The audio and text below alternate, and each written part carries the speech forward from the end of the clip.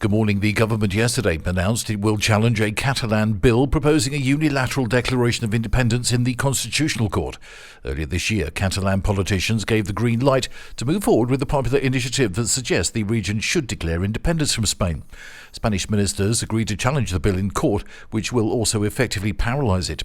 Speaking to journalists yesterday, the Justice Minister, Felix Bolaños, emphasised that in no case do we support the independence and isolation of Catalonia in respect to Spain and the rest of Europe.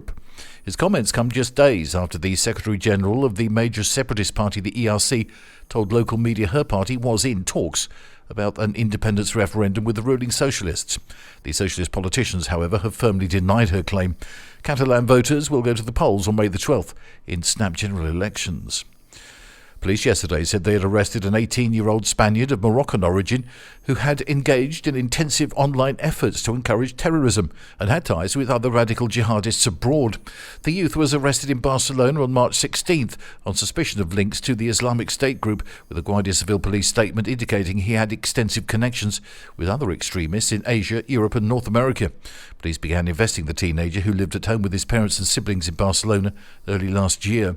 They decided to arrest him after Swedish police rounded up 4 people with extremist ties who were preparing an attack and with whom he had been in contact, a police source said.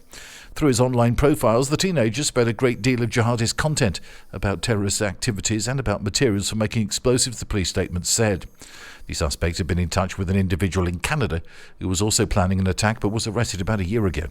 The police operation was carried out in collaboration with Spain's CNI intelligence agency, Sweden's SAPO, France's domestic intelligence agency, and the European policing agency Europol. More than a decade ago, the death of 600 migrants and refugees in 2 Mediterranean shipwrecks near the Italian shores shocked the world and prompted the United Nations Migration Agency to start recording the number of people who died or went missing as they fled conflict, persecution or poverty and headed to other countries. Governments around the world have repeatedly pledged to save migrants' lives and fight smugglers whilst tightening borders.